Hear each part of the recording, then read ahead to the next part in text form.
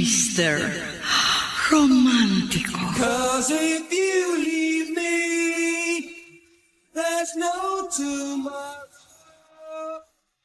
Mr. Romantico, ganun na lang ang ginhawang naramdaman ni Ernesto nang mabungaran niya si Marisa dahil ang pakiramdam niya ay nawala ang mabigat niyang dalahin sa kanyang balikat.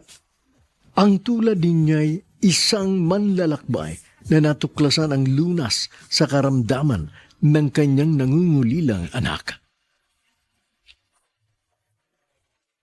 All the time I know you're just about to go. I can't let you make this one last final. Bakit bigla ka na lang nawala?